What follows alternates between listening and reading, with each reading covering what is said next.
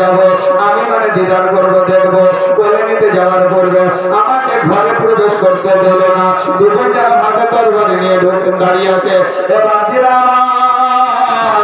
আল্লাহ নবী সাল্লাল্লাহু আলাইহি ওয়াসাল্লামের দাদা জিজ্ঞাসা করছে বলে তোমরা কে এবার যে আমার ফেরেশতা মণ্ডলী যারা দরজাতে দাঁড়িয়ে আছে দরবার শুরু ওদেরকে জিজ্ঞাসা করলেন আব্দুল মুত্তালিব বলো কেন এখন ঢোকা হবে না কেন আমার কথা হয়েছে নবী মুহাম্মদকে কেন আমি দেখতে পাবো না আল্লাহর ফেরেশতারা বলে